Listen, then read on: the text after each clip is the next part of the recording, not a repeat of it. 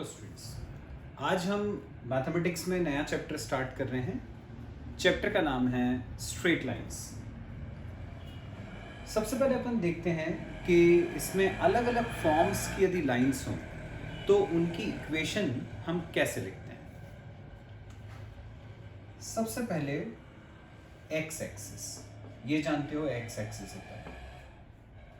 X axis के ऊपर पता है तुम्हें किसी भी पॉइंट का वाई कोऑर्डिनेट 0 होता है, तो हम एक्स एक्सिस पे y नहीं होता इसलिए उसकी इक्वेशन लिखते हैं y इक्वल टू 0। तो एक्स एक्सिस की इक्वेशन होती है y equal to 0। Equation of a line का मतलब क्या होता है? जैसे मैं बोलूं कि किसी लाइन की इक्वेशन है x plus y equal to 2, ये मान लो इस लाइन की इक्वेशन है। मतलब क्या हुआ इसका? इसका मतलब ये हुआ कि इस लाइन के ऊपर जितने भी पॉइंट्स होंगे वो सब हम यदि x और y की जगह पर रखें तो वो इस इक्वेशन को सेटिस्फाई करेगा। मतलब इस लाइन के ऊपर पॉइंट्स क्या क्या हो सकते हैं? 1 1 हो सकता है, जिससे 1 + 1 2 हो जाएगा। 1.5 0.5 हो सकता है, तो 1.5 + 0.5 की वैल्यू 2 हो जाएगी। मतलब इस लाइन के ऊपर जितने भी पॉइंट्स आएंगे ये सारे के सारे पॉइंट यदि मैं इक्वेशन में रखूं तो मेरे को LHS इक्वल टू RHS मिलेगा। ठीक है, ये मतलब होता है इक्वेशन ऑफ अ लाइन। तो यदि एक्स एक्सिस है तो उसकी इक्वेशन होती है y इक्वल टू 0, क्योंकि तुम्हें पता है यहाँ जितने भी पॉइंट्स आएंगे उन सब में y कोऑर्डिनेट 0 हो गया। y एक्सिस है यदि, तो y एक्सिस की इक्वेशन होती है x इक्वल टू 0, क्योंकि वहां पर x कोऑर्डिनेट नहीं होता। तो हमें दो चीजों की इक्वेशन पता चल गई, x एक्सिस की, y एक्सिस की। सपोज कोई लाइन है पैरेलल टू x एक्सिस। एक लाइन हम बनाते हैं x एक्सिस के पैरेलल। सपोज उसका यहां से डिस्टेंस a है। तो अब इस लाइन के ऊपर तुम देखो जितने भी पॉइंट्स होंगे, ये वाला होगा, ये वाला होगा, ये वाला होगा, ये वाला होगा, इन सभी पॉइंट्स के लिए जो x कोऑर्डिनेट है वो तो अलग अलग रहेगा। इसका x अलग रहेगा, इसका x अलग रहेगा, इसका x अलग रहेगा, क्योंकि ये दूरी अलग अलग है यहाँ से। लेकिन सबकी हाइट देखो, हाइट सबकी सेम है। और किसी पॉइंट की जो x एक्सिस से हाइट होती है वो होता है पॉइंट का y कोऑर्डिनेट। मतलब यहाँ जितने भी पॉइंट्स आएंगे उन सब का y कोऑर्डिनेट यही रहेगा, a। तो इसका मतलब ये x, a, ये x dash, a, x double dash, a, इस टाइप के पॉइंट्स आएंगे लाइन पे। मतलब एक चीज कॉमन है, जितने भी पॉइंट्स आ रहे हैं उन सब में y कोऑर्डिनेट a है। इसलिए यदि कोई line parallel to x axis होती है तो उसकी इक्वेशन होती है y इक्वल टू a। ये होती है line parallel to x axis. अब ऐसी लेते हैं अपन line parallel to y axis. यदि लाइन है पैरेलल टू y एक्सिस ऐसी, इसके ऊपर जितने भी पॉइंट्स हैं देखो, ये वाला पॉइंट, ये वाला पॉइंट, ये वाला पॉइंट, ये वाला पॉइंट, उन सब का जो ये हॉरिजॉन्टल डिस्टेंस है वो सेम है, लेकिन सबकी हाइट अलग अलग, हाइट अलग अलग है। इसका मतलब सबका y कोऑर्डिनेट अलग है, लेकिन सबका x कोऑर्डिनेट सेम है। सपोज यदि ये a है तो सभी x कोऑर्डिनेट a रहेंगे, सबकी दूरियां बराबर है। ये वाला डिस्टेंस x कोऑर्डिनेट बताता है, हाइट y कोऑर्डिनेट बताती है, जैसे मैंने यहाँ पे बताया था। तो यहाँ तुम्हें दिख रहा है कि जितने पॉइंट्स आने वाले हैं उन सब का x कोऑर्डिनेट सेम रहने वाला है, जिसकी वैल्यू a रहेगी। तो line parallel to y axis होती है x इक्वल टू a। तो ये हो गई line parallel to x axis, ये line parallel to y axis. Suppose यदि कोई लाइन ओरिजिन से पास करती है और x एक्सिस के साथ थीटा एंगल बनाती है, यह है line through origin, line through origin. यदि कोई लाइन ओरिजिन से पास करती है और x एक्सिस के साथ थीटा एंगल बनाती है तो ऐसी लाइन की इक्वेशन होती है y इक्वल टू mx। यहाँ पर m क्या होता है? तो m होता है tan थीटा, जिसमें जरूरी है कि थीटा जो एंगल है वो पॉजिटिव x एक्सिस के साथ होना चाहिए। मतलब जो भी एंगल अपन लेंगे वो यहाँ से लेना है, ठीक है? इस तरफ वाला एंगल नहीं लेना है, ये नहीं लेना है, हमेशा पॉजिटिव एक्स एक्सिस वाला एंगल लेना है। तो जो भी एंगल आएगा उसको हम थीटा की जगह रख देंगे, इससे एम पता चल जाएगा। ये जो एम की वैल्यू है इसको यहाँ रख देंगे, लाइन की इक्वेशन आ जाएगी। तो ये होती है line passing through the origin. Next है वन पॉइंट फॉर्म, लाइन का वन पॉइंट फॉर्म। सपोज एक लाइन है जो एक्स एक्सिस के साथ थीटा एंगल बनाती है और एक पॉइंट x1, y1 से पास करती है। अब इस लाइन की इक्वेशन चाहिए, तो सबसे पहले अपन m निकाल लेंगे, जैसे यहाँ निकाला था tan थीटा से, ये m की वैल्यू आ गई। अब लाइन की इक्वेशन होती है y minus y1 equal to m into x minus x1। ये लाइन की इक्वेशन होती है इन वन पॉइंट फॉर्म। तो जब अपन को एक पॉइंट दिया रहेगा, एंगल दिया रहेगा, तो हम लाइन की इक्वेशन इस फॉर्मूले से निकालेंगे।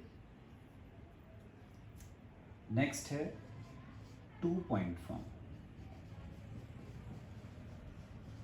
टू पॉइंट फॉर्म, सपोज एक लाइन ऐसी है, एक पॉइंट x1 y1 है इस पे, एक पॉइंट x2 y2। अब लाइन की इक्वेशन चाहिए, तो लाइन की इक्वेशन होती है y minus y1 equal to y2 minus y1 upon x2 minus x1 into x minus x1। तब ये होती है लाइन की इक्वेशन। इसमें अपन को दो पॉइंट दिए रहेंगे, उनको हम रख देंगे x1 y1 और x2 y2 की जगह, तो लाइन की इक्वेशन अपने को मिल जाएगी। नेक्स्ट फॉर्म है लाइन का स्लोप इंटरसेप्ट फॉर्म। यदि कोई लाइन ऐसी है जो x एक्सिस के साथ थीटा एंगल बनाती है और y एक्सिस के ऊपर कुछ लेंथ कट करती है c, तो इस लाइन की इक्वेशन होती है y equal to M X plus C. यहाँ पर ये जो m है वो लाइन का स्लोप कहलाता है, जिसकी वैल्यू होती है tan थीटा। थीटा ये वाला एंगल रहता है, और c होता है ये इंटरसेप्ट की लेंथ जो लाइन कट करती है ऑन y एक्सिस। ये हो गया slope intercept form. Next form होता है लाइन का इंटरसेप्ट फॉर्म। यदि कोई लाइन ऐसी है जो x एक्सिस के ऊपर कुछ लेंथ कट कर रही है, y एक्सिस के ऊपर कुछ लेंथ b कट कर रही है, तो लाइन की इक्वेशन होती है इंटरसेप्ट फॉर्म में x upon a plus y upon b equal to 1। a होता है intercept cut on x axis, b होता है intercept cut on y axis. अब यदि अपन इससे a और b के कोऑर्डिनेट्स देखें, तो ये जो डिस्टेंस है वो a है और ये पॉइंट कैपिटल A लाई कर रहा ऑन x एक्सिस, तो उसका y कोऑर्डिनेट 0 होगा। तो a के कोऑर्डिनेट्स होते हैं a, 0। पॉइंट b के कोऑर्डिनेट देखें, ये लाई कर रहा ऑन y एक्सिस, तो उसका x कोऑर्डिनेट 0 होता है। तो b के कोऑर्डिनेट्स होते हैं 0, b। ये इंटरसेप्ट फॉर्म ऑफ लाइन हो गया।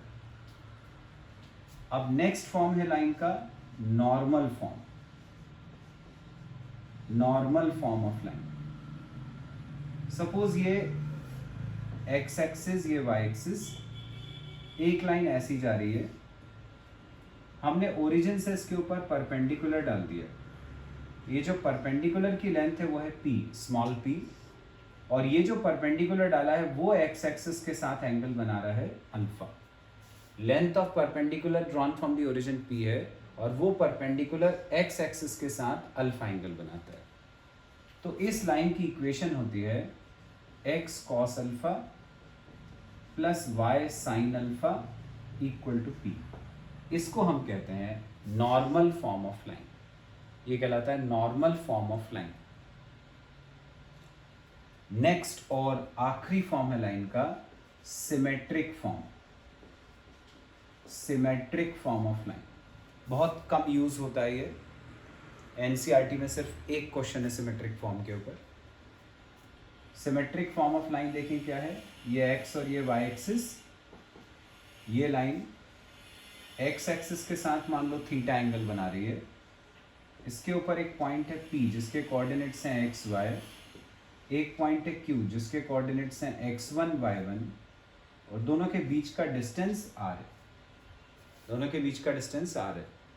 तो सिमेट्रिक फॉर्म ऑफ लाइन होता है x minus x one upon cos theta equal to y minus y one upon sin theta equal to r. ये कहलाता है सिमेट्रिक फॉर्म ऑफ लाइन।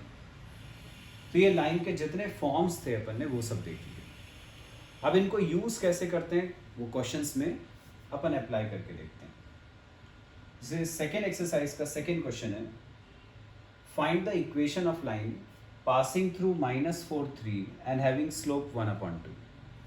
तो इसमें तो हमें दिख रहा है कि एक पॉइंट अपने को दिया हुआ है और स्लोप दिया हुआ है। यदि एक पॉइंट दिया है इसका मतलब हमें लगाना है 1 पॉइंट फॉर्म। कभी 2 पॉइंट दिए रहेंगे तो हम लगाएंगे 2 पॉइंट फॉर्म। तो ये हो गया हमारा पॉइंट जहाँ से लाइन पास कर रही है। स्लोप को हम m बोलते हैं, तो m हो गया 1/2। अब लाइन का 1 पॉइंट फॉर्म हम याद करें, हमने पढ़ा है, होता है y minus y one equal to m into x minus x one. ये 1 पॉइंट फॉर्म ऑफ लाइन। हमें x1 y1 की जगह ये रखना है। रखते हैं अपन वैल्यूज।